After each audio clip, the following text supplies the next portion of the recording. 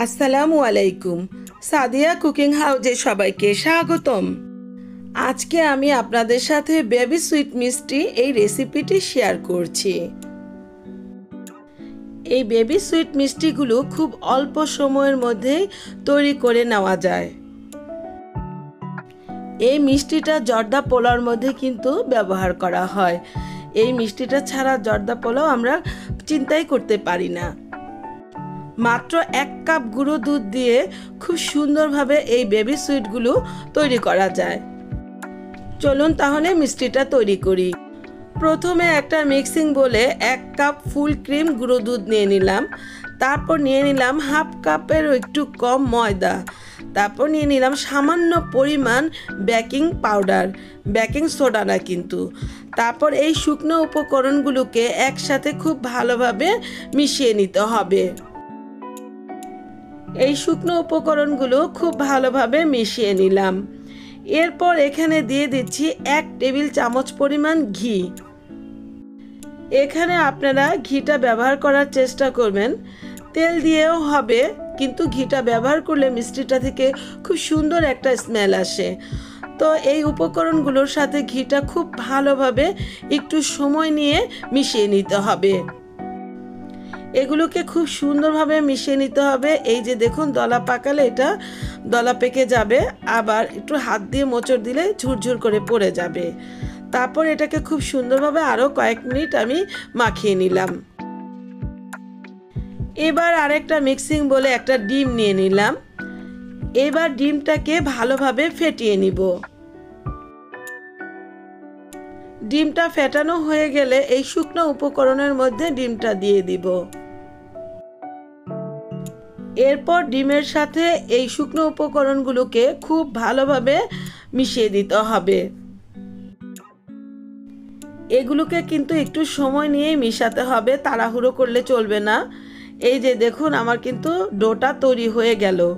একটু আঠালো হয়েছে, এতে টেনশন করার কিছু নেই।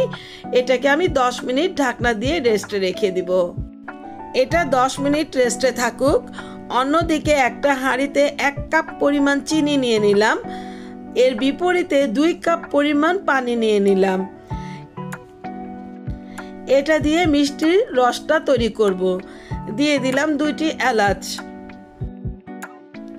এবার চুলার আঁচটা দিয়ে এটাকে ফুটিয়ে নিব। এটা কিন্তু 1 তার বা 2 তার এগুলো কিছুই লাগবে না। মোটামুটি ফুটে উঠলে এটাকে চুলা থেকে নামিয়ে নিব। এই যে এগুলো কিন্তু ফুটে উঠেছে। এবার চুলার জালটা অফ করে দিব। অন্যদিকে 10 মিনিট সময় হয়ে গিয়েছে। এই তো চলে আসলাম। এই যে দেখুন, আঠালো অবস্থাটা কিন্তু অতটা নেই, একটু শক্ত হয়ে গিয়েছে। এবার হাতে একটু ঘি মাখিয়ে নিলাম। তারপর এই ডোটা থেকে অল্প অল্প করে ডো নিয়ে হাতের তালুতে এরকম গোল গোল করে মিষ্টির শেপ তৈরি করে নিচ্ছি। এই যে একটা আমার তৈরি হয়ে গেল, আমি আরও একটা আপনাদেরকে তৈরি করে দেখাচ্ছি। আমার এই 1 কাপ গুঁড়ো দুধ থেকে 30টা মিষ্টি হয়েছে। এই যে দেখুন, মিষ্টিগুলো এরকম সাইজ করেছি। আপনারা ইচ্ছে করলে আরও ছোট বা বড় করতে পারেন, কিন্তু বেবি সুইট মিষ্টি যেহেতু, এটা একটু ছোট করলেই ভালো হয়। চুলায় একটা প্যান বসালাম। প্যানের মধ্যে পর্যাপ্ত পরিমাণ তেল দিয়ে দিলাম।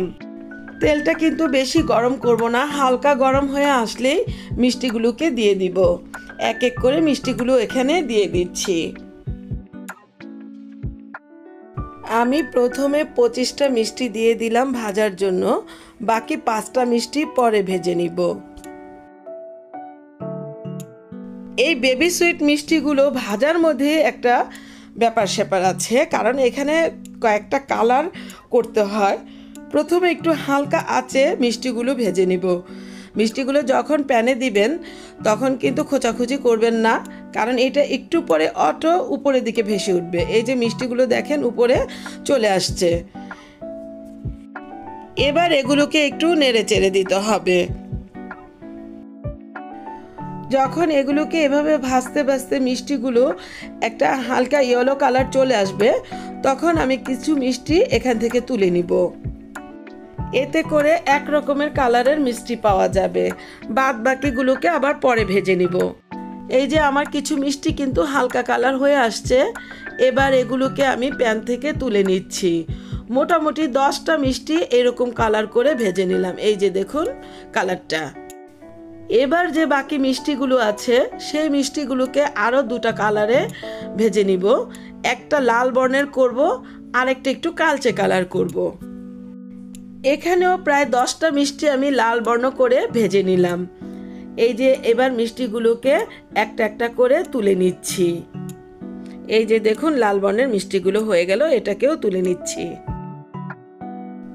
এবার বাকি মিষ্টিগুলোকেও এখানে দিয়ে দিব। আমার হাতে আরও 5টা মিষ্টি রয়েছে, এগুলোকে একটু ডিপ ফ্রাই করে নিব। এগুলোকে একটু ডিপ ফ্রাই করলে এই যে এরকম কালচে বর্ণের হয়ে আসবে। যখনই এরকম কালচে বর্ণের হয়ে আসবে তখনই তুলে নিতে হবে প্যান থেকে, কারণ এটা ঠান্ডা হলে আরেকটু কালচে হয়ে যাবে। এবার মিষ্টিগুলোকে একটু ঠান্ডা করে নিব।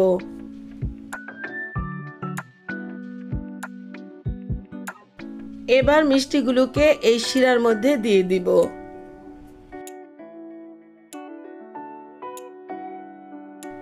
দেখুন মিষ্টিগুলো কিন্তু খুব সুন্দর লাগতেছে। এবার এগুলোকে 1 ঘন্টার মতো ঢাকনা দিয়ে ঢেকে রেখে দিব।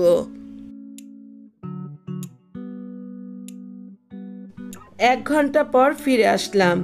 দেখুন মিষ্টিগুলো কত সুন্দর হয়েছে। আমি চামচ দিয়ে এগুলোকে নেড়ে চেড়ে দেখাচ্ছি আপনাদেরকে। মিষ্টিগুলো কিন্তু খুব সুন্দর রসে পরিপূর্ণ হয়ে গিয়েছে। মিষ্টিগুলোকে আমি আপনাদেরকে পরিবেশন করে দেখাচ্ছি। দেখেই বোঝা যাচ্ছে কতটা রসালো হয়েছে। আমি একটা হাত দিয়ে আপনাদেরকে দেখিয়ে দিচ্ছি। এই যে দেখুন একদম রসে পরিপূর্ণ। তো ভিউয়ার্স, তৈরি হয়ে গেল আমার বেবি সুইট মিষ্টি। আমার এই রেসিপিটি যদি আপনাদের কাছে এতটুকু ভালো লেগে থাকে তাহলে আপনারা আমাকে লাইক, শেয়ার, কমেন্টস এবং সাবস্ক্রাইব করতে ভুলবেন না প্লিজ। আর যারা আমাকে সাবস্ক্রাইব করেছেন তাদেরকে অসংখ্য অসংখ্য ধন্যবাদ। আবার হাজির হব অন্য কোনো সময়ে অন্য কোনো রেসিপি নিয়ে। আল্লাহ হাফেজ।